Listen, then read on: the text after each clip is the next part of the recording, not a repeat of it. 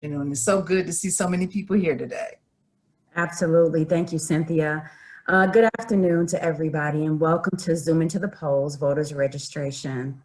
We are delighted to have each of you joining us. This evening's virtual session titled Zoom into the Polls Voters Registration is a part of Columbia Housing Voting Campaign, or CH Votes for short.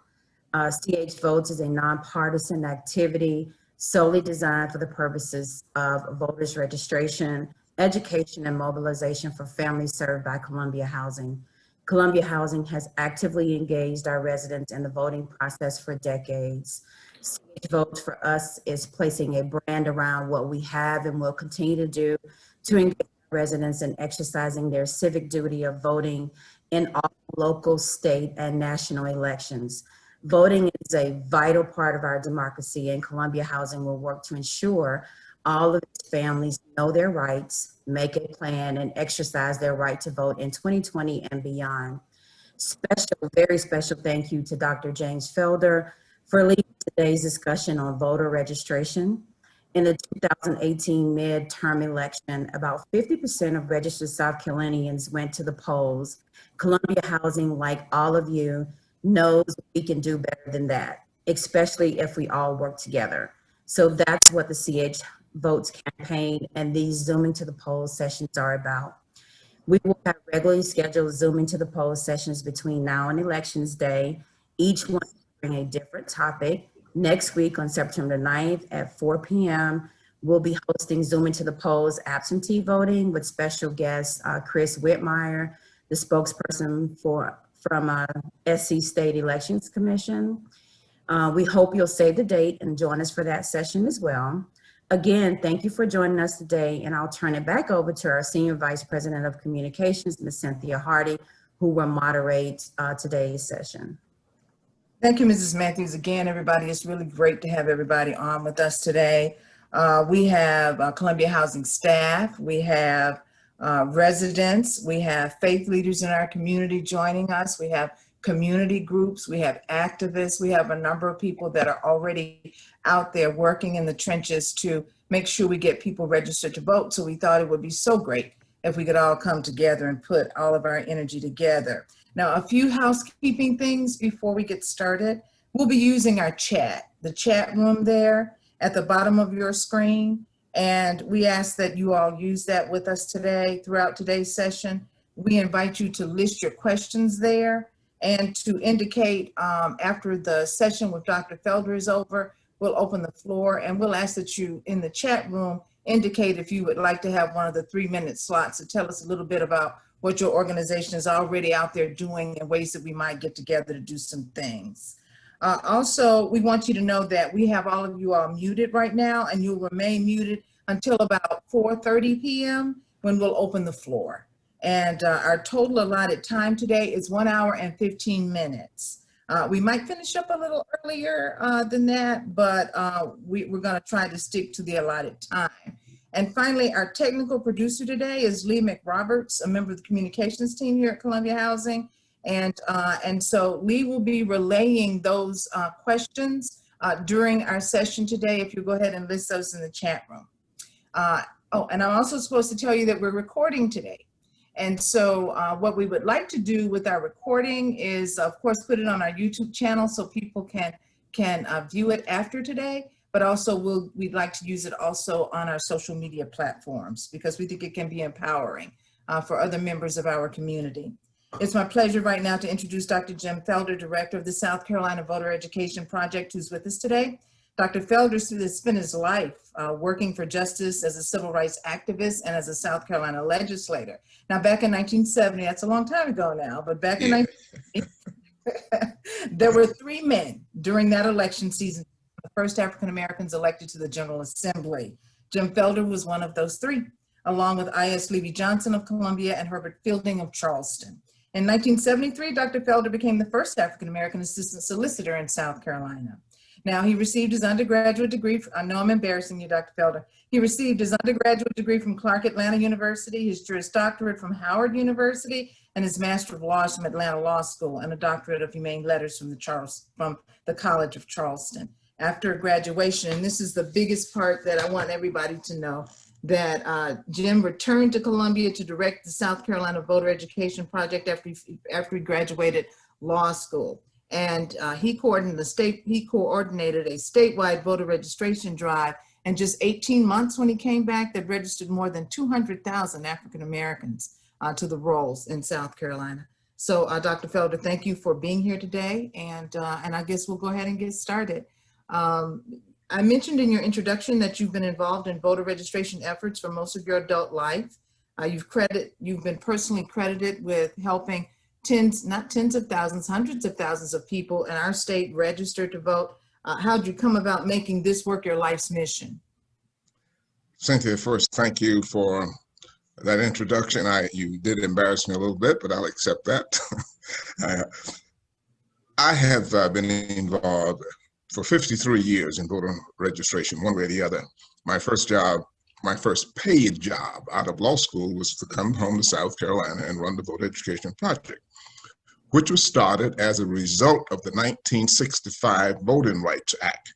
After that act was passed, then there was a pool of money that was collected and sent to Atlanta to do voter registration in the South.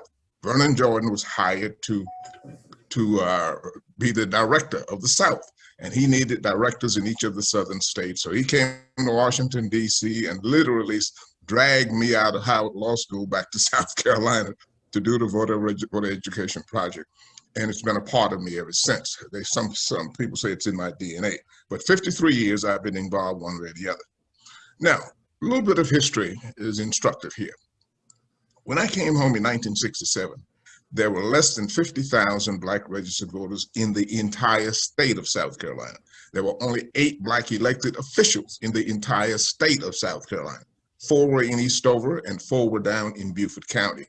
And we commenced a voter registration drive in conjunction with NAACP branches, other local civil rights activist groups. And yes, we were able to register over 200,000 Black registered voters in an 18-month period. Well, today, let's fast forward. Today we have 1,013,000 Black registered voters in South Carolina. We have 928 Black elected officials in South Carolina. So we have come a long ways from the days when the voter registration office was only open 2 days a week, and you had to go in and satisfy the voter registration director in order to get registered to vote. And they would ask dumb questions like, how many bubbles are in a bar of soap? How many beans are in a jar of chili beans? Those were the things that discouraged people from trying to vote, but we overcame that. So here we are today with the number I cited, over 1 million Black registered voters in the state, 928 Black elected officials. Now, our problem today is turnout. And we are slack, really slack on turning out. The best we've ever done was during Obama's election, his first election, when we turned out 76% voters were turned out for that election. Since that time, we've gone down. Now, it's not only endemic to the Black community, but the white community the same way. They turn out just as we do. So today, when everything is so easy from a technology standpoint, you can register online, you can cast absentee ballots, which we couldn't do back in those days. So our problem now is getting our people out to vote. So I appreciate Director Matthews and the Columbia Housing Authority for what you're doing to inform and educate our voters of the need to get out to vote. You don't tell them how, I understand that. This is a nonprofit operation we're running here, but we want them to get out and get involved in the political process. So turnout is key. Now, we've got some impediments here with this virus situation. It slows down the process. And we'll talk about that more later on and how we can get involved without subjecting ourselves to unsafe measures in terms of the voter process. So here we are today. The Senate is meeting. As we speak, the South Carolina Senate is meeting to decide what to do about expanding voter registration or opening up to absentee ballots up to more than just the 17 areas that is talked about in the absentee ballot process. Dr. If that Felder, happens, Dr. Felder, we just got the alert that they passed it. The Senate they passed did great, great. All right. Now the House will be in session next week or the week after, and I'm sure they're going to follow the Senate route, and therefore we won't have to worry about safety measures and in this process. It means now anybody can vote absentee. You're not restricted now by the 17 or 19 reasons that you had to subject yourself to if you wanted to vote absentee. Therefore, we can start early. I understand there's a record number in terms of applications for absentee balloting already. Already. So I understand it's over almost 200,000 people already applied. And that's almost double what happened in the last election. So now I'm urging everybody who can, there's no reason why you cannot get on the phone and request an absentee ballot and have it sent to your house. You don't have to go to the voter registration office and put it in the mail. I understand there's probably going to be some drop boxes also. So that way we can avoid coming into contact with COVID-19. So here we are today in South Carolina with 1 million African-American registered voters. We just need to turn them out. And if the Senate has done it, not if, they've done it. It's up to the House now, and I'm sure the House is going to concur with what the Senate has done. And the governor said he will sign off on any bill that's put on his desk to that effect. So we're looking pretty good from that aspect. Okay. And we've come a long way from 1967, believe me. Okay. So Dr. Felder, a few different things that are on our mind, and I'm thinking probably on the guests that are with us on the line as well, and that's how to maximize the turnout. Just put this in the back of your mind. We've got a little more than 16,000 residents that we provide affordable housing to, and about 12,000 of those are eligible age voting people. And so oftentimes when they first move in their welcome package is a voter registration form, just in case they're not. And we do spot checks every time an election comes around. Our population can be transient from time to time. So I'm concerned about about change of address forms for people. I'm concerned about all this stuff that we're hearing about people's names being purged from rolls. Say, for instance, if they have the wrong address or if somebody hasn't been able to reach them.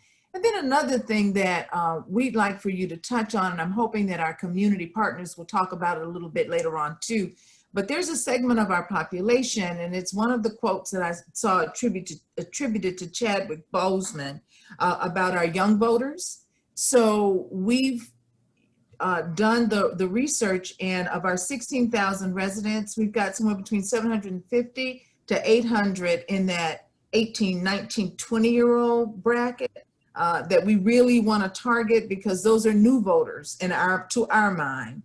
So we're curious about what has been the turnout among younger voters, and are we on the right track with that?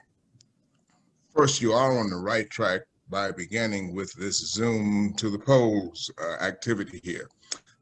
We have kind of not spending the kind of time we should have in the housing authority units, and even in people who are in public, or not public, but private apartments. Mm-hmm. My suggestion, and you already on it, I believe, we need to engage the resident managers of those units to help distribute information and to be the ramrod for being sure that everybody in the unit is registered to vote. The young people, that is where a problem does exist. Is the most difficult population that we have to deal with, but we got to press on. Now, if you are a college student and you live on the campus of Allen, Benedict, USC, where have you, that is your address. When you register to vote, you name your dormitory and your campus. That immediately takes away any of those questions about residence. Wherever you slept last night is where you live. That's where you register. That's the address you use for registering to vote. Turnout becomes a problem, and that's a big problem. But I think this year, in the atmosphere we're in now, we have the ears of most people. People don't normally follow the political process, but this election is important. And as a result of that, you are going to find it a little bit easier in steering people to the polls. Now, you want to check with the voter registration office to be sure that you are active. I have a young lady who came to volunteer at the Voter Education Project last week. I asked her if she registered to vote. Yes. I said, are you sure? She said, yes. I said, all right, let's check and see. She said, well, the last time we went to vote, they said I wasn't registered. I said, all right, let's call the registration office and see what the problem is. We immediately called the Richland County Registration Office and found out that she really had not voted in the last couple of elections. So she was taken off the active voter registration list, but she's still a registered voter. South Carolina has a permanent voter registration system. Once you register to vote, it's permanent. However, a couple of things you must do. You must keep track of where you are. If you don't vote in 2 elections, they take you off. Or they don't purge you completely. You're still a voter, but you're not on the active list. So it's up to you to check to be sure that your address hadn't changed. You might have moved and you didn't change your address. So you go to the polls and you're not on that particular precinct list because you've changed your address. But that's curable. You can easily call the voter registration office and correct that, or go online and correct that. So that's kind of where we are on the 2 issues that you raised just then. Okay. Now, Dr. Felder, what happens then if I have been purged because I haven't voted in 2 elections? Now, what would happen if I walked up there on November 3rd and tried to vote? I'd be heartbroken because I stood in the line and I couldn't vote. So we want to try to avoid that for people. So how do we avoid that? Because I think I answered my own question in that what will happen if we haven't voted in a couple of elections and we get there, they turn us away. They're not going to. If we're not on the active list, then we don't get to vote that day. Am I right? No, there are 2 ways you can cure that. Number 1, you can ask them to call, if it's at a precinct, ask them to call down to the voter registration office on Hardin Street to check to see where you are. That's one way to do it. The other way to do it is check it yourself. You can call and ask them? You can call. I think Dr. Alsom's online. He can tell us they will take the call and make the correction online. That's what happened with the young lady the other day. So they said, all right, young lady, I forgot what her name is at this moment. So we will mail you a new voter registration card with all the corrections so you won't have any problem next time you go to vote. A phone call will cure it. On the other hand, you can go online and update your information as well. So one of the things that we have on our website, and I'm sure a number of our partners out there do too, is information about the stuff that you just mentioned. One of the Lee McRoberts creates our digital assets. So one of the flyers that we've got out there right now tells people how to register online and also gives them a link to change their address. But it does take you to the DMV. And yes. So it's an extra step in there, but people do need to know they do need to go to the DMV or at least do it online through the DMV to officially change their address. That is correct, because you must show a voter ID at the registration poll, and if you don't have a driver's license, you need the DMV ID, which can be used also. But if you change your address, you have to. If you move, you got to make that change in the voter registration system as well. So, but that can be done. Phone call, online. What we didn't have 53 years ago, today it's so simple. It's sometimes we say it's too simple, but the technology is there. Take advantage of it. Yeah. I want to tell everybody online that please use the chat room to add your questions as well. Mrs. Matthews mentioned that with 700 plus new voters in our population that we'll add targeted marketing around engaging their participation. In that process, it would be really great to have other partners participating with us and giving ideas, partnership efforts, and things like that, because it might be, Dr. Felder, that it would do us collectively some good to, even though we're doing the push for everybody to maximize their voter participation, targeting on those voters that are relatively new, especially with some very interesting and engaging kind of marketing efforts, could have a real effect. I mean, something that you could really see tangibly in the numbers. Cynthia, because we have had a fluid situation in housing in Columbia, people moving all over the place and around. It's really, we need to focus in on that because we don't want them to go to the polls and they get turned around, they get dejected, they get upset, and they just drop out of the process. So you really need to be sure that all 16,000 plus persons who are in housing, that their information is correct on their voter registration card, so they're not embarrassed or don't get deterred when they get to the polling place and find out that there's a problem. Now, the other thing is, and I think we're going to have that cured for this election, you know, there's 150 precincts in Richland County. And during the primary, they had to downsize the number. They went from 150 to 75, which means people who are accustomed to going to their old place and find nobody, the chains on the door of the place locked, because they didn't get a card in the mail to tell them that they are now assigned to a new voting place for this election. Now, I understand that's going to be corrected, and Dr. Alston's on board on this to make that change. And the other thing is getting people to work to support opening 150 precincts on election day.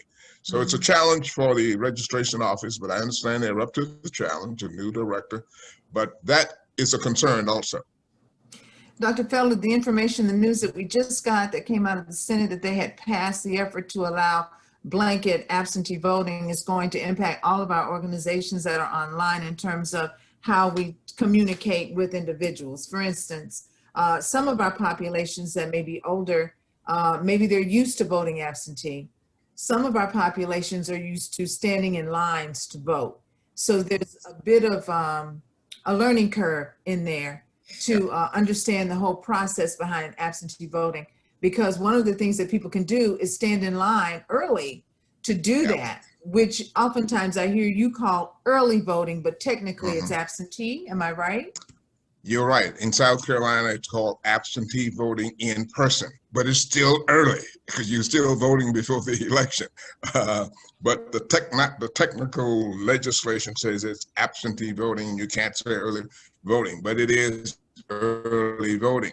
Now, you have 30 days to do that, and I think they may even expand it to about 34 days this year to go in person to cast your ballot. But it's absentee ballot in person.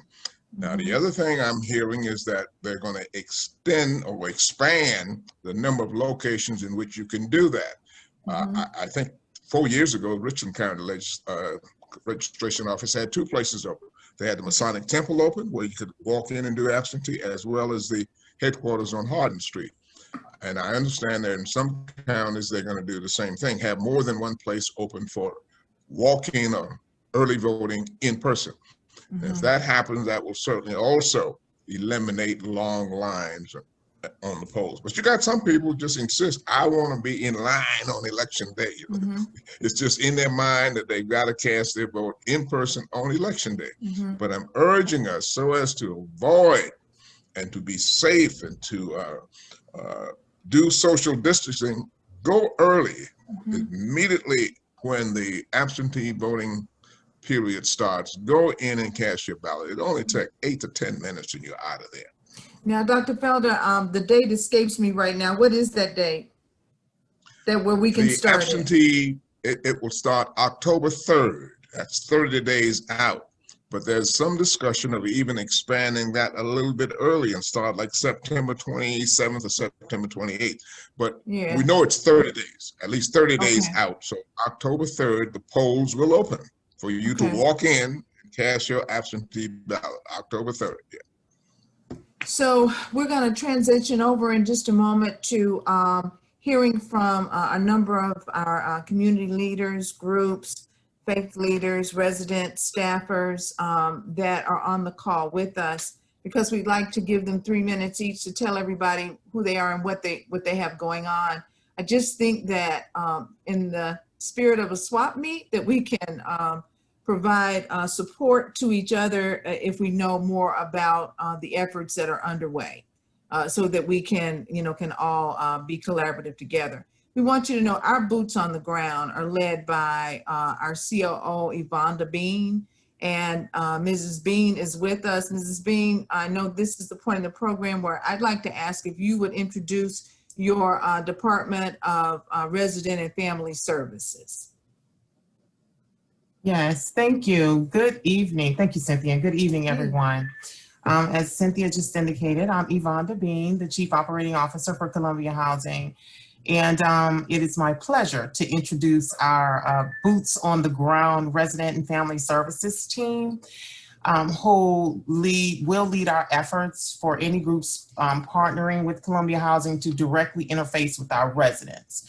Likewise, they'll coordinate our efforts to volunteer and support the efforts of any community partners. So again, without further ado, I will first introduce Ms. TJ Jackson, who is the VP of Resident and Family Services. Good afternoon. Nice to see everyone. Okay. We also, thank you, Ms. TJ. We also have on the call Ms. Shonda Jordan. Good afternoon, everyone. Good to see you all. Hey, Shonda. Thanks, Shonda. We also have Ms. Yolanda McCray. Good afternoon. Good to see everyone. Thank you, Ms. Yolanda. Ms. Cynthia Boykin. Good afternoon. Nice to see everyone. Thank you, Ms. Cynthia. Mr. Kenneth Joyner. Good afternoon, everybody. Kenneth Joyner. Thank you, Mr. Kenneth. We also have Ms. Sunny Caldwell. Good afternoon, everyone. And then lastly, Mr. Ivan Carter.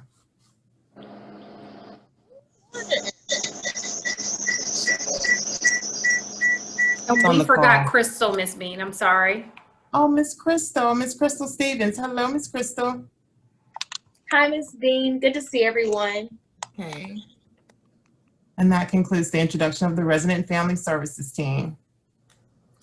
Thank you, Ms. Bean. So, Ms. Bean, it's your understanding is in that the groups that are on that may want to help with voter registration efforts in Columbia Housing, that they would be led by our Resident and Family Services team. Just want to make that clear. Yes, absolutely. For those who are interested in partnering, they would contact Ms. TJ directly. Her name's Teleria. She goes by TJ. She will be more than willing to work with you all to get the partnerships moving. We have had a number of you already reaching out to us, interested in helping us to move forward this campaign. And so we're super excited, and she's looking forward to working with you all and being able to do just that. Okay, and I mentioned that because I also want our partners, potential partners that are on the line, to also know that we are committed to also follow through and volunteer with them on their efforts as well. Because we recognize that collectively we're going to have a much better impact maximizing voter participation than if we are individually working. It's better if we all know what the other is doing. So I just want to make sure that we get that part out there too, Ms. Bean. Absolutely. Thank you, Cynthia. Mm-hmm. And so when I reached out to Dr. Felder to ask him about groups, I'm going to ask Ovita Glover if she will unmute herself. And I know, Ovita, you just came in from a meeting, but I do want you to indicate your organization that you represent and just give me a little 3 minutes about what you all are doing in terms of your voter registration efforts. Good afternoon, everyone. Hola, for those that speak Spanish. That's the only word I know, but I'm going to share that with you. I am, as Cynthia said, Ovita Glover, and I'm the president of the Columbia branch, NAACP. And we too are getting ready to beat the ground, is what we call it, beating the ground as well, to try, we are concentrating on the youth, more so than anyone else in our specific area, is trying to encourage the residents of Richland County to get out to vote. It's okay to get them registered. And I think everybody is doing a wonderful job at getting people registered. Right, Reverend Austin? But I think we need to also concentrate on how to get those folks out there to vote. Where Clyburn and Representative Congressman Clyburn said tailgating, so maybe we need to tailgate, make some type of virtual tailgating to encourage people to get out to vote, not only to register to vote. So that's where we are concentrating on as well.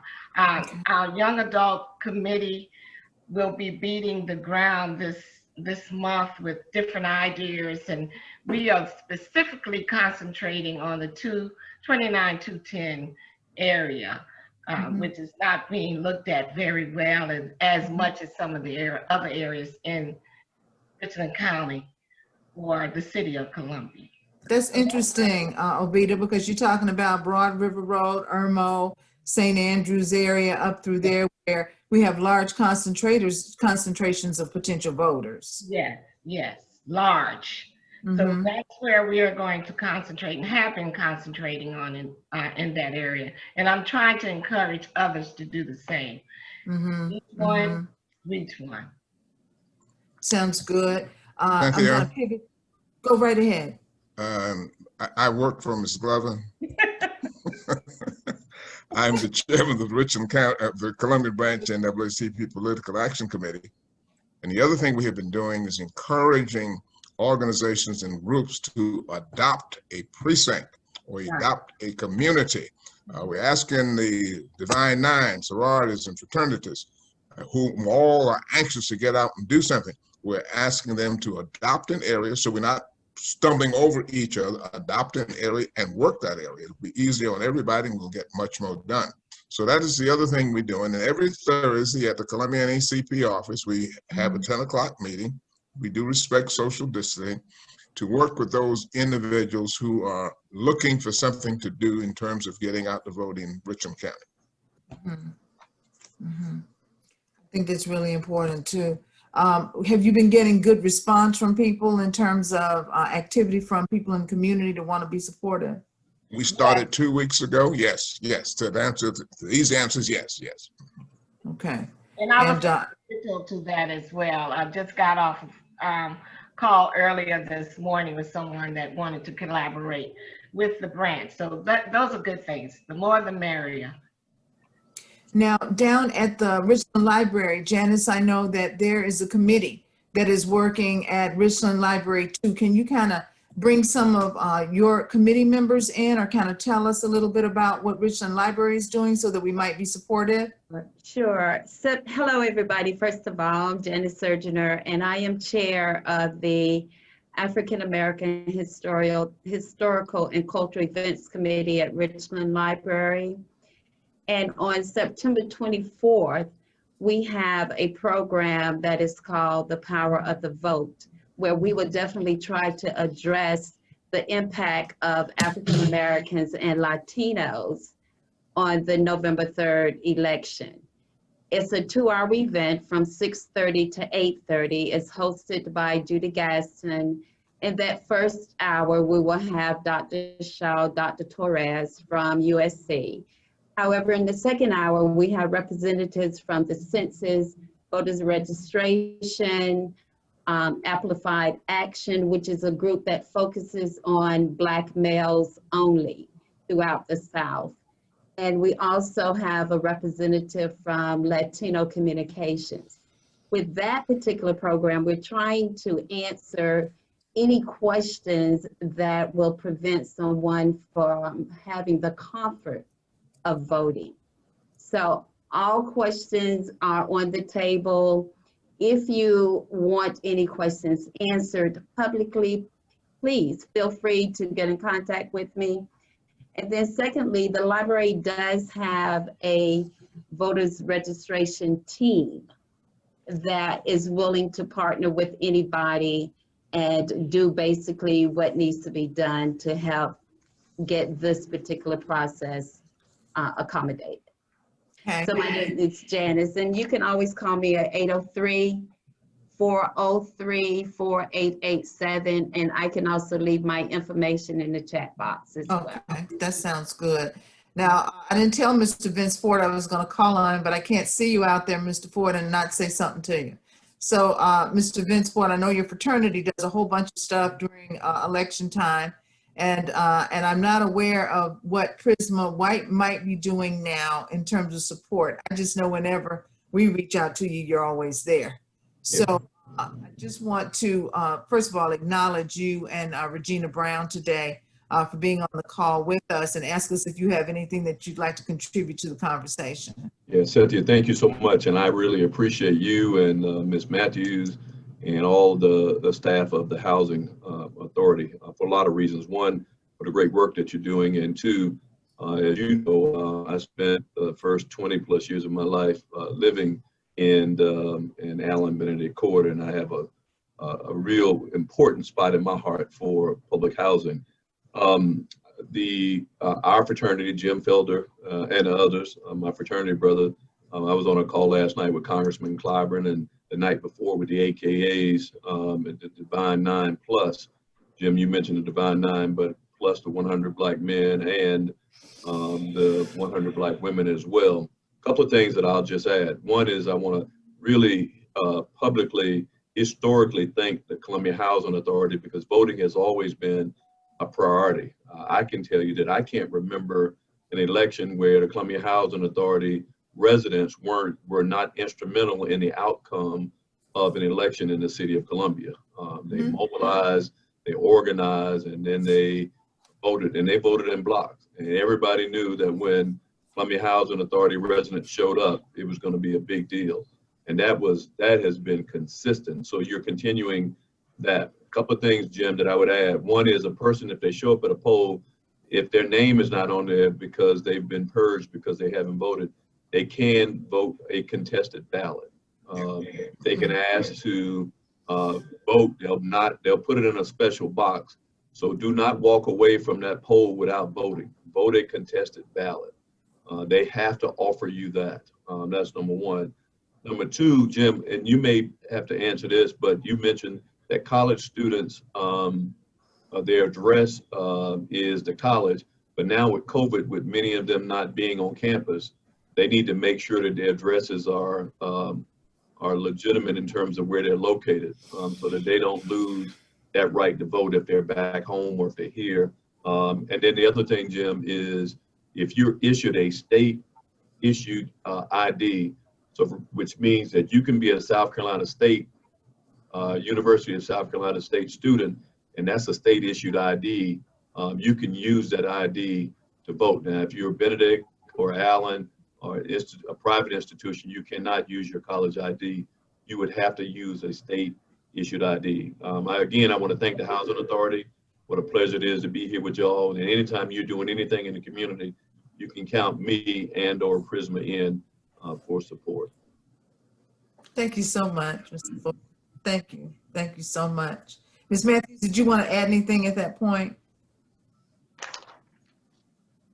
No, I was just sitting over here smiling, and I appreciate your comments, Vince Ford. He's just wanted to say something special about Vince. When I first joined Columbia a year ago, he was one of the first people that I had the opportunity to meet, and he engaged me in a lot of great conversations just historically about the Housing Authority. And thank you so much for sharing everything that you just shared, and just continually giving us the motivation that we need to continue to make sure that our residents know that their voice does make a difference, and they need to know that, and it certainly continues to help us empower our residents to participate in the voting process. Absolutely. Thank you for your leadership. It's also nice to hear and be reminded that Columbia Housing has been involved in this kind of an effort for a very long time, and that it's a priority, for a very long time. So the closer we get to, because this effort for us is registration, then mobilization, and also education. So when we get closer to Election Day and begin to mobilize and have conversations with people about getting folks to the polls, then it's probably better to kind of wait, unless, Jim, you suggest something else. because we want to focus on voter registration between now and the 2nd of October, because that's when the absentee voting takes over. Just want to make sure we maximize all those efforts to get people registered before we start talking about the transportation. I just want to make sure we do that. Yes, we got 30 days to get that done, voter registration and changing your registration forms and all of that.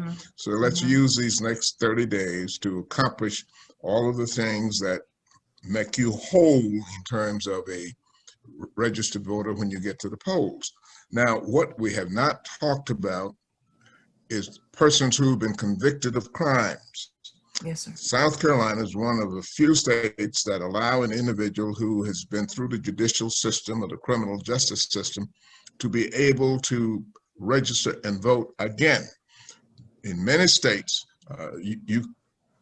once you're off the rolls for committing a crime, you're done. You cannot participate in the political process anymore. That's not true in South Carolina.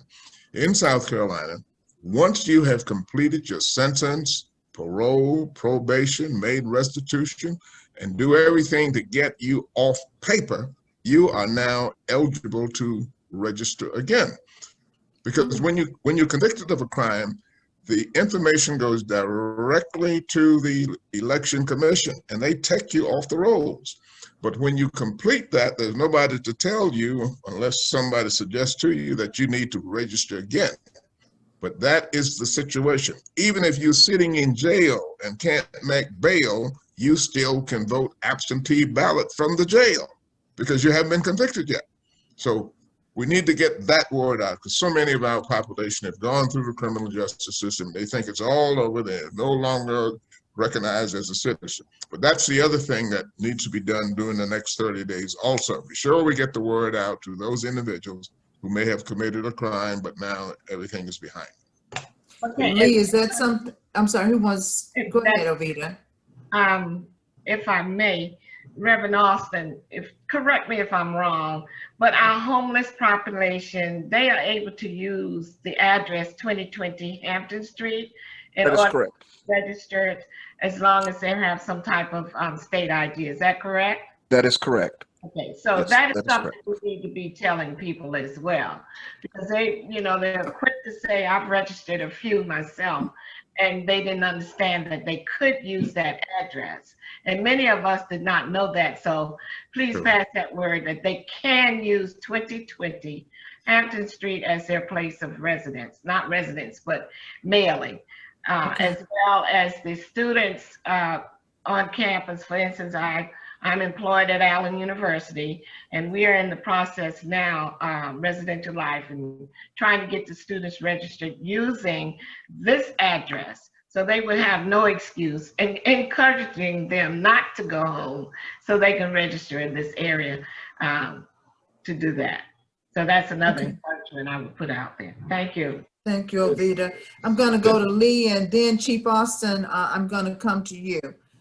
Have a couple of questions there, but before I mention that, I want to also say, Lee, that the point that was being made by Dr. Felder about the former, those who have been convicted and them having to re-register would really be great if we could create something, don't you think?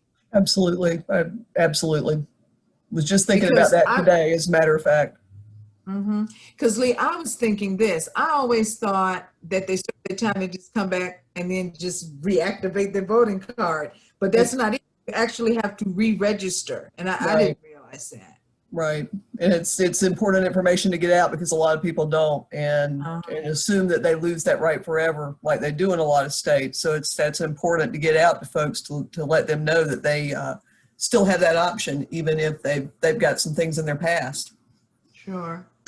I know you have a couple of questions there. We did have a couple of questions, Ms. Hardy. One of the first questions was, what about poll workers? Dr. Felder, Chief Austin, if there's still a need, we know that there was a lot of talk in June about the need for additional poll workers in Richland County. What's the status of that? Because we understand those are paid positions as well. They are, and this is Charles Austin. We are still receiving applications for poll workers. I do want to commend those persons who have applied so far. In fact, we have received in excess of 2,500 applications.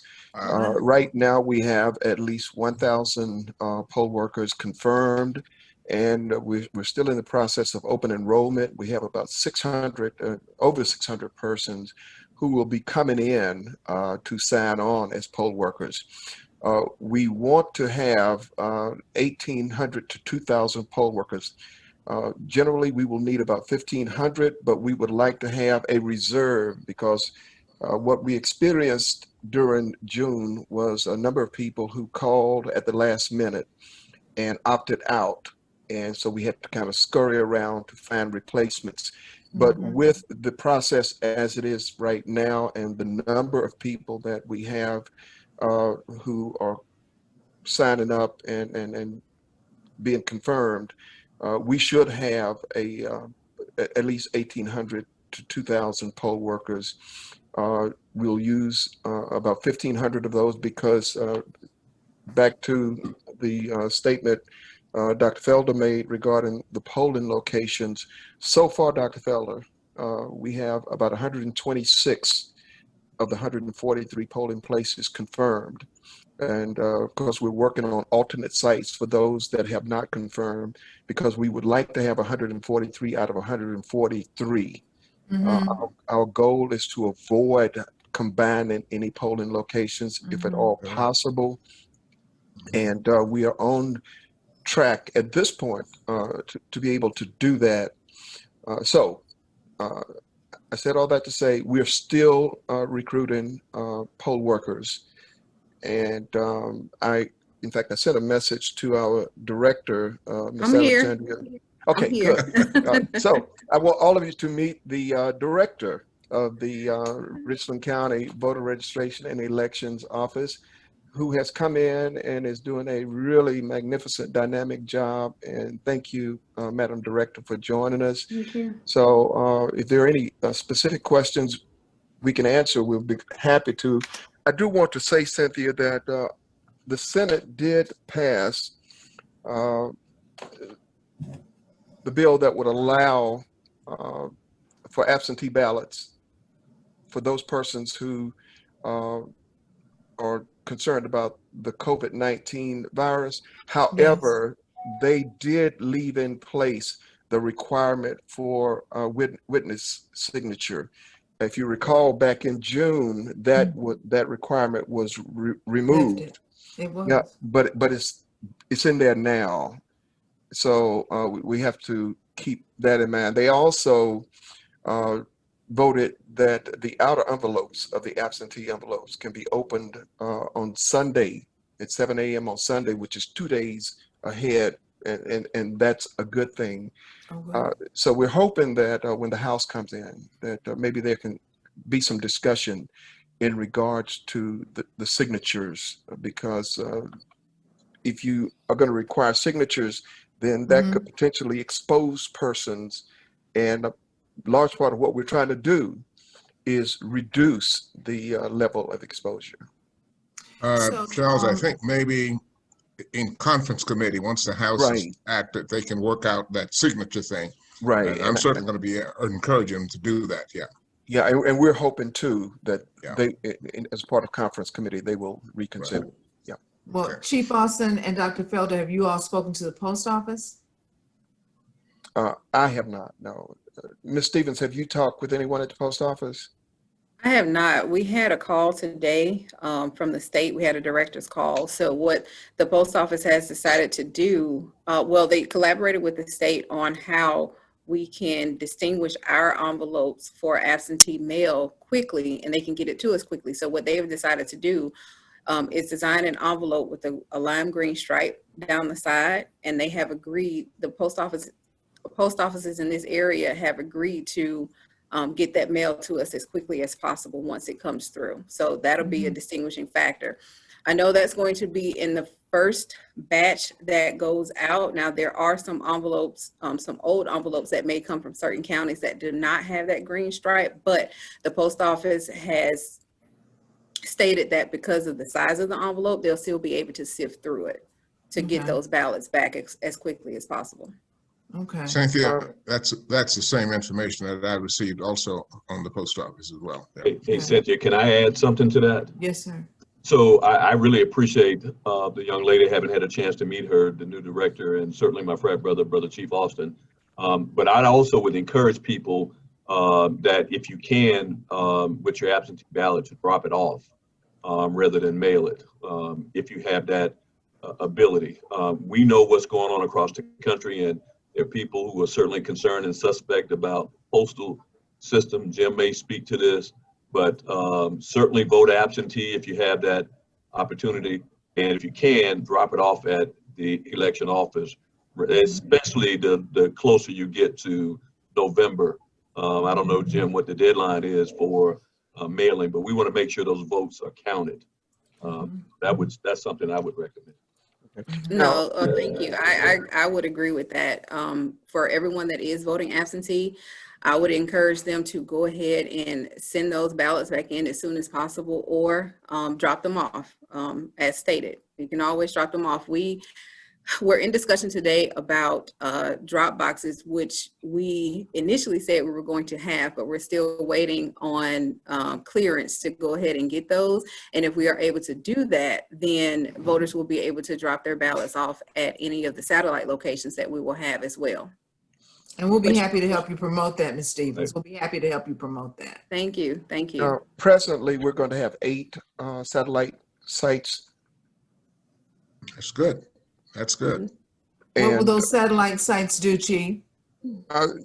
Those will be places where hopefully we'll be able to have the drop boxes, and persons can drop their ballots off there.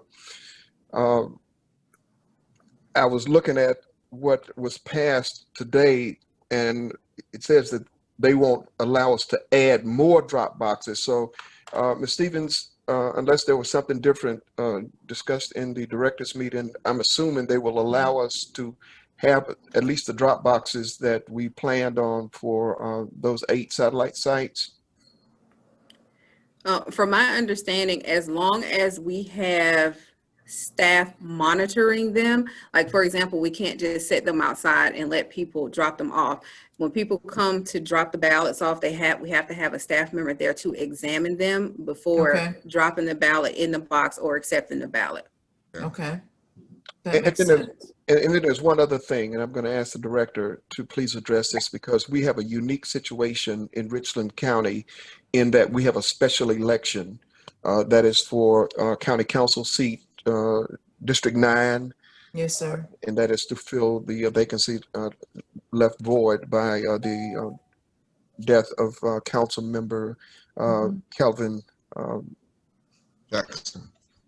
Jackson, right. So Ms. Stevens, if you would walk us through the circumstances there, because I believe it's going to affect when we will be able to get our absentee ballots out. Okay. Yes, special election next Tuesday, September the 8th, and then there's a possible runoff on September the 22nd, which by law we have to certify by September the 24th. Now, the state has issued a notice that all absentee voting will begin in South Carolina on September the 28th. I spoke with the executive director at the state today and asked if there was anything that can be done about that, because that's a tight deadline for us. Because once the election is certified, our database still has to be built. All of that information has to be added in, and we have to do testing. And, you know, we have to review the ballots just to make sure that everything is correct. And I want to make sure that everything is thoroughly checked. I don't want to rush anything. And I have expressed that concern to the state, and the executive director and I are going to get together before the end of the week. She said she could possibly issue an executive order for Richland County to push back our beginning date from September the 28th to possibly October the 5th. Now, with that being said, as of right now, the dates that are out there for the Richland County office to begin is September the 28th. Again, we're trying to get that pushed back, and we'll get that information out. Now, regardless of whether or not it is pushed back, the satellite locations will not open until October the 7th. They'll be open October 7th through November the 2nd. Okay. Thank you, Ms. Stevens. You're welcome. We have a couple of more questions from the chat. These are specifically around homeless. Lee? We do. Thank you, Ms. Hardy. Ms. Drew, who works really closely with our homeless population at Columbia Housing, had two questions. And the first about options for people registering who have limited literacy, either reading or writing. And then a question about the homeless population specifically. Can they just use the Hampton Street address, Dr. Felder, or would they be able to use transitions, for example, if that was where they were staying at the time? As I understand it, it would simply be the Hampton Street location. At one time, they could use this main post office on Assembly Street, but that has changed now. But so they can't use transitions as a permanent residence? No. The approved permanent residence, alternative permanent residence would be the 2020 Hampton Street, which is the Richland County Administration Building. That's correct, where the voter registration office is located, yeah. And Jamie had another question too, didn't she, Lee? That was regarding the literacy options. If someone who wants to register and is not able to read or write, what are their options as far as getting in that system and exercising their right to vote? Now, Cindy Cox had a question in reference to her church. Cindy, would you like to speak? No, not necessarily. Yeah, no, our church is just interested in helping really in any way we can. We do have, I'm at Washington Street Methodist, so we do, the homeless questions were good. We have those because we have a number of our neighbors come to our soup cellar. But then anyways we could help with voter registration really, or whatever is needed. We're interested in options and learning more. Now, Cynthia, we have been in touch with Ms. Sinclair. I know that Director Stevens has talked with her on a couple of occasions regarding Washington Street and their interest in helping out, and certainly we are going to pursue that, move forward with that. Okay, good. Yeah, I'm really on kind of, she and I are working together on this. Yes, so ma'am. I'm covering this today for her, so good. Great. Yep. Well, we have been in touch with her, and we look forward to moving forward with the relationship with Washington Street. Wonderful. So thanks. guys, Can we go back to the one about the illiteracy? Yes. Yes, sir. The law does allow one who is blind, illiterate, or physically handicapped, so a person can assist them in registering to vote, even in the voting process. But they cannot be their employer or an agent of the employer or an officer or agent of the union. But one who does suffer from one or any of those handicaps can ask and have assistance in doing those. I see. The law does allow for that. So it seems like that question about the homeless population is very important. We have a large transient and homeless population. As Cindy indicated, they work with a number of people down at her church. And I would imagine, as Jamie Drew indicated on our team, that sometimes we overlook that population, especially when it comes to voting. Jim, do you have any comment on that? Or is that a specific area you want to recommend? Mr. Felder. Oh, I'm sorry. Yeah. What was the question? Saying, should we be planning efforts around the homeless population, like what Cindy is doing down there at Washington Street? So just like we're talking about the 18 to 20-year-olds, 21, 22, 20, up to 25-year-olds, that young voter, should our homeless population, do they need a little touch too? They do need a little touch, and they need a little touch where they are. You'll find them at Oliver Gospel Mission and, of course, at the transition station, because we need to direct them to Hampton Street to do what is needed so that they can participate. So that's a population we need to focus on as well. Okay. Cynthia. Yes. Let me make a note, and the election commission staff and Chief Austin can qualify this, but I think if you're 17 right now and you'll be 18 before the election, you can go ahead and register and vote. Okay. Register That and is vote. correct. That's correct. So, that is correct. Let's say 17 rather than 18. So Okay. Chief just confirmed that. So if you're 17 and you'll be 18 by November, you can register to vote, Chief. Is that right? That is correct.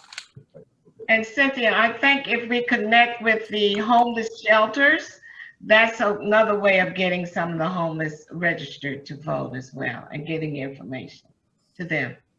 That sounds good. Jamie Drew and our team's a real go-getter, so I imagine we're going to be hearing a lot from Jamie on ways that we can activate, our efforts in that direction too. So that sounds real good. You ever have a question on the tip of your tongue and it escapes you? The deadlines that we talked about and the effort that Congressman Clyburn was talking about to tailgate Oviedo. There hasn't been a lot of talk out there in the general population about that. So I'm going to go ahead and make some efforts to see if I can find out. Congressman Clyburn's concept was to take the concept of tailgating, and we don't have football, to go ahead and have these events, tailgating events, with the intent, drive-by events with the intent of registering people to vote or giving out absentee ballots to individuals. And it sounded like a pretty good idea, and it also sounded like an idea that all of the groups might want to be involved in. So I want to make sure that we get that information out there too, to folks to let them know as well. Here's another question. How soon will we know what precincts will be closed or merged for the November 3rd election? Okay, we should have that information within the next couple of weeks. We are still trying to narrow down the precincts. We only have a few that we have not confirmed. I heard Dr. Austin mention earlier, 126, we're actually up to 135 now. So we only have a few that we have not confirmed, but we hope to have that narrowed down within the next couple of weeks. If there are any changes, the voters will be notified. We will send letters out to the voters, letting them know. And also we will have signage at the precincts that have been moved on election day if we have to move any. Okay. Guys, I just want to announce this because this will affect voting. CDC documents say states should prepare to distribute COVID-19 vaccines as soon as late October or by November 1st. Okay, so that just came across the wire, which is an interesting thing. So that will impact elections if in fact we are beginning to vaccinate people for COVID-19 at that time. Regina has a comment here. She's at transitions 4 times a month rather, and she needs volunteers for lunch next Tuesday and Wednesday if Columbia Housing wants to join in. Lunch is from 11:30 until 1:15. She could use 5 or 6 people helping, and they do provide PPE for volunteers to wear. So that's transitions feeding 4 times a month, volunteers for lunch next Tuesday and Wednesday if Columbia Housing or any of the groups that are on with us today want to join in. We are, unless someone else has a comment they want to make about any upcoming event or activity that they have regarding voting or something that we want to make sure gets out there, we'll start our wrap up. Any other final comments? We sure do too. Go ahead. I was saying, Ms. Hardy, the gentleman touched on it, but we did have a question in the chat about should there be concern about voter suppression given what's been going on with the USPS.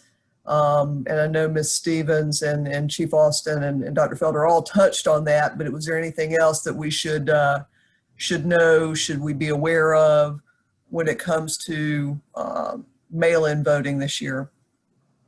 It's a good point. I would just, like I stated earlier, I would just encourage voters, as I have been doing, to go ahead and as soon as you get your ballot, you're going to apply now for absentee, and the ballots will be ready no later than the first week of October. We'll begin mailing them out. I would encourage people to return those ballots as soon as possible. As soon as you get them, go ahead and fill them out, put them back in the mail. Again, and for those that don't feel comfortable, they can always drop them off. How much will it cost to mail the mail-in ballot this year?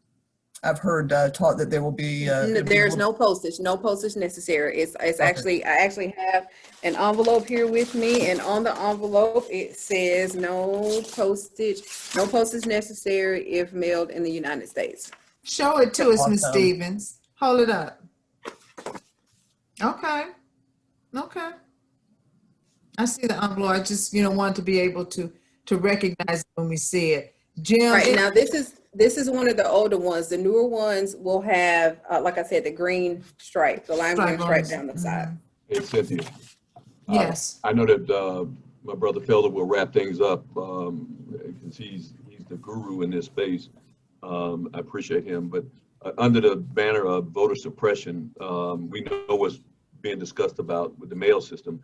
But in addition to that, historically, there have been outsiders who come into cities and they post up in places like Benedict College and other places, and they try to intimidate younger voters and other voters from not voting, and they'll challenge them at the voter precinct. So a couple of things that can be done. One is you can call the election commission office at any time if there's a challenge, and then the other is you have a right to do a contested ballot, so they cannot stop you from voting. So college students don't need to leave their precincts just because someone who may be from North Carolina or Virginia comes in and try to stop them from voting. Yeah, I remember that the NAACP intervened a few years ago when there was a large grouping of students trying to cast their vote, and they were being told by some poll workers they didn't recognize. That's right.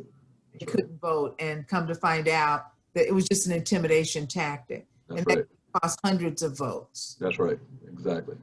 Yeah. Dr. Felder, this is the point, Dr. Felder, where we asked you to wrap up, and I was going to ask you a little bit about what Vince was talking about, things that we should pay attention to in terms of voter suppression. It isn't just purging the votes, but the rolls, but it could be other things as well. Let me just say ditto to what Vince has said. He's absolutely correct, and nobody should leave the voting poll place unless they vote. The options are there, the provisional ballot. They cannot stop you from voting. There will be a battery of lawyers available on election day to advise and work with any precinct that's having a problem. That will be available also.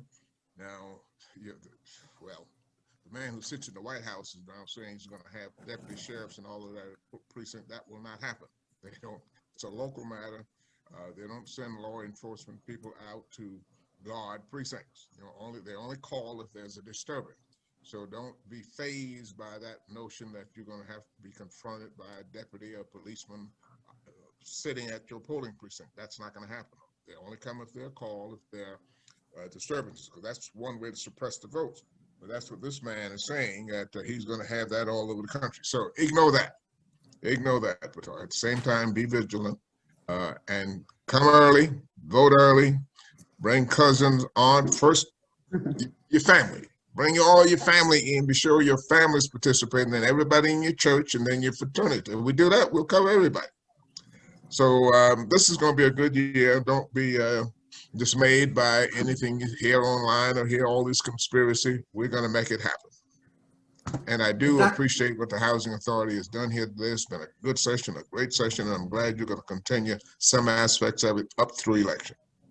Thank you very much. And Dr. Felder, this is not going to be the last time that we invite you to speak. And I'm hoping that I'm going to send the notice out to everybody that's on the call today. And I hope you consider joining us again next week when our focus is on absentee voting, and we will have members from the South Carolina Election Commission with us at that time. Lee McRoberts, I want to ask you if there's anything that I left out that you want to make sure that we say. When will this be up on our YouTube channel, that kind of thing? And where can people go if they want to look at some of the resources that Columbia Housing has that we're sharing with people to help let people know what to do in terms of voting? Absolutely. We'll have this up on our YouTube channel later on this evening, and we'll share that through our social media platforms and our website. So look for that on one of those couple of places very soon. And we will add the additional episodes as we go through the Zooming to the Polls this month and next month. We do have a dedicated page on our website, columbiahousingsc.org, and the page is ch_votes. And we would like to encourage everyone to utilize that. We will be posting our internal resources, printed materials, publications that we're putting together and want to be able to share and use that as a clearinghouse for other nonpartisan community resources. Right now we have SC Votes. I think we have the Election Commission for the county, those sorts of things. The library, I know Ms. Sojourner mentioned in her comments that there's going to be some blog entries and different things the library is doing, but those kind of resources, we would be glad to act as a vehicle to communicate to the rest of the community. If you have those things, please email them to us and we will get them out. Yeah, we'll help you push them out, and we'll use our marketing efforts to help everybody market, you know, so, and we're pretty effective at it. So let us help, okay? Cynthia? Yes, sir? One final thing. You will be able to pull your sample ballot off online as we get closer to the election. So you will know exactly who the candidates are that you can vote for. And all you have to do is go south to scvotes.gov, and that will be available. My sample ballot will tell you all the people that you can vote for in your precinct. So don't That forget sounds really good. We've got an upcoming Zooming to the Polls session on candidates, and we're hoping to be able to use that too for that. It's been great for me to host today. I'm going to turn it back over to our CEO, Ivory Matthews. Mrs. Matthews. Thank you, Cynthia. I want to thank Dr. James Felder for providing such a great session for us today. We learned so much more about the things that we can do to improve our vote participation. I also want to thank our communications team for their efforts, Cynthia Hardy and Lee McRoberts. I want to thank many of our staffers and residents on the call. I see you. Thank you for joining us for this hour, 15-minute discussion. Finally, I want to thank all of our great community partners that Columbia Housing is so blessed to work with. Avita Glover from the NAACP, thank you. Janice Sojourner, Vince Ford, Regina Brown, Charles Austin, Cynthia Cox, Alexander Stevens. Thank you all for all the great work that you do. We really appreciate and value you all. Thank you, and I hope to see you on September the 9th for the Zoom into the Polls virtual session on absentee voting. Everybody, please be safe. Please continue to follow the protocols to keep us all safe and healthy during this COVID-19 pandemic, and we look forward to seeing you guys next week. Cynthia. Thank you. Yes. Is this an opportunity for me to make a commercial? Yeah, I don't think Ms. Matthews mind. Hit it over. I don't mind. Go ahead. Hello, everyone. You know, my heart is heavy and strong for the NAACP. If you're not a member, I need you, and we need you now. So I'm going to drop some applications off at the offices so that those of you that will desire to become a member, I would appreciate it 100%. We're moving and shaking right now. You're going to really hear us strong. Appreciate you. Thank you. Appreciate your leadership, Avita Glover. Appreciate you. Cynthia, yes. If you don't mind, the students in my internship class were required to be a part of the session, the forum today. Yes. And I just want them to know that I just scrolled through and checked off who's present. And I'm happy to say that they all showed up. So, Ms. Matthews, thank you so much. This was just awesome. Thank you so much. Thank you. Yeah. Thank you, guys. Love everybody. See y'all next. Thank you. All right. Okay. All right. Bye-bye. Bye-bye. Bye-bye. Have a good one. You too. Bye-bye.